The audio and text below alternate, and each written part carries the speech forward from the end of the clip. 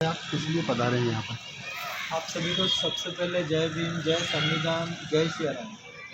मैं पूरे देश भर के अंदर हम लोग महिला सुरक्षा और दलित रक्षा का कार्य करते हैं। दबे, कुचले, पीड़ित, शोषित, वंचितों की हम लड़ाई लड़ते हैं। महिलाओं के ऊपर कहीं भी अत्याचार होते हैं तो हम वहाँ पहुँचते हैं। हमारा वुमेन प्रोटेक्शन का एक कॉल सेंटर है जिसमें एक हमें कॉल आया कुछ दिन पहले, और एक बच्ची ने अपनी आप बीती बताई कि उसके साथ बहुत बुरा अत्याचार किया गया, उसके साथ इतना शोषण किया गया। और यही हम इसी के लिए कार्य कर रहे हैं क्योंकि भारत के अंदर हर 16 मिनट के अंदर एक रेप होता है रजिस्टर्ड। अनरजिस्टर्ड केसों की संख्या तो हम पता भी नहीं कर सकते, अंदाज़ा नहीं लगा सकते। उसमें से 37 दलित महिलाएं होती है। स्पेशली मैं बता रहा हूँ कि दलित महिलाओं के ऊपर बहुत दुर्दांत तरीके से अत्याचार चालू। आपने देखा होगा मनीषा वाल्मीकि वाला केस, आपने अभी भी यहाँ पर देखा होगा बुलंदशहर के पास वाला। इसी प्रकार से जब हमें पता चला कि यहाँ पर भी वो बच्ची हमारे सामने रो रही, बिलक रही कि मेरे ऊपर रेप किया गया, मेरे ऊपर शोषण किया गया, मेरा मान भंग, मेरा विनय भंग, मेरा शील भंग किया गया, उसके बाद ताकत दिखाकर, जबकि ये बाबा साहब अम्बेडकर हमारे देवता, हमारे कानून को रचने वाले, हमारे संविधान को रचने वाले, वो साफ साफ कह करके गए थे कि न्याय सबके लिए है। हमारे संविधान में न्याय सबको दिया गया। लेकिन आज रसूखदारों ने अपनी ताकत का इस्तेमाल करके, आज पैसे वालों ने अपनी ताकत का इस्तेमाल करके, आज दबंगों ने अपनी ताकत का इस्तेमाल करके महिलाओं की आबरू को तार तार करके रख रखा है और दलितों को कुचल रखा है। तो मैं ये चाहता हूँ कि दलितों पर अन्याय बंद हो, महिलाओं पर अत्याचार बंद हो।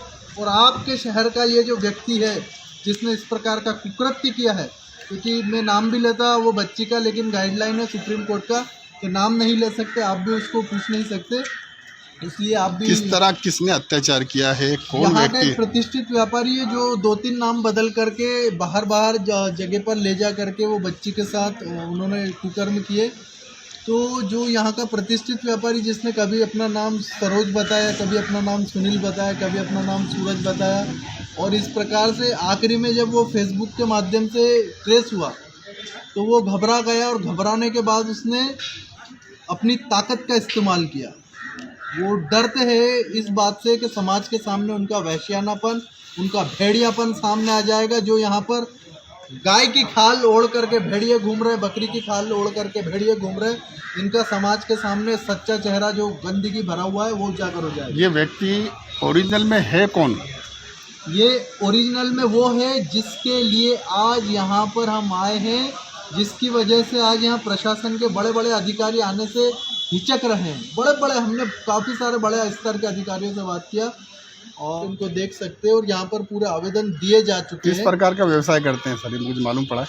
हाँ, व्यवसायी हैं कुछ, अब बहुत सारे काम चलते हैं उनके।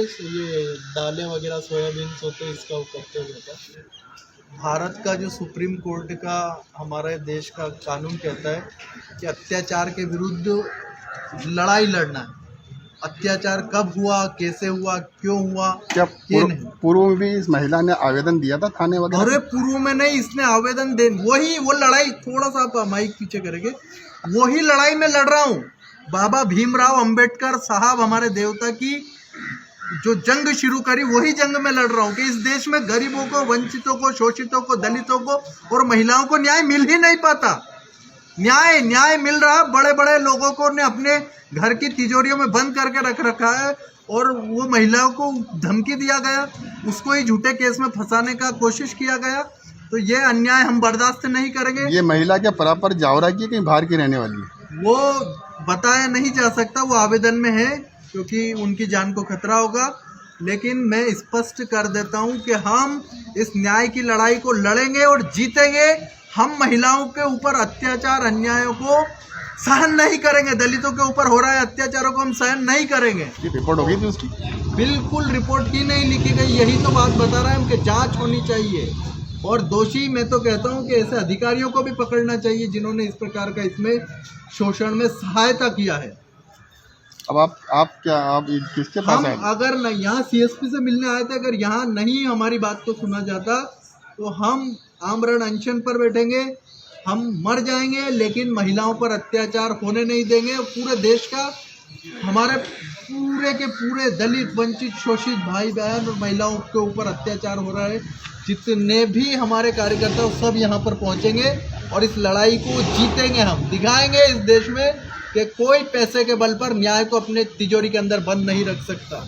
आप किस पद पे हैं अभी वर्तमान के अंदर, कहाँ के संगठन? मैं जाति मुक्त अभियान के माध्यम से पूरे देश के अंदर समरसता का काम कर रहा हूँ, ताकि कहीं भी कोई दबंग किसी दलित का शोषण ना करे। मैं महिलाओं के लिए लड़ाई लड़ रहा हूँ और यही लड़ाई हमारी जारी रहेगी। हम किसी से नहीं डरते। हमें लोग धमकियाँ देना चाहते हैं, हमारी हत्या करना चाहते हैं, लेकिन हम नहीं डरते। महाराज साहब रहने वाले कहाँ के हैं? मुंबई, महाराष्ट्र।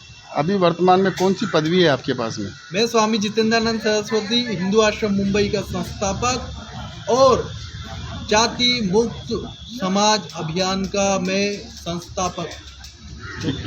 शुभ नाम आपका? Swami Jitendranand Saraswati. Okay, thank you.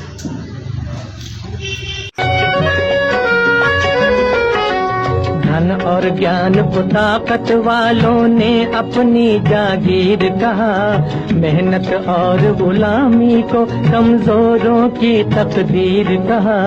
इंसानों का ये बंटवारा वहशत और जहालत है, जो नफरत की शिक्षा दे वो धर्म नहीं है, लानत है। जन्म से कोई नीच नहीं है, जन्म से कोई महान नहीं।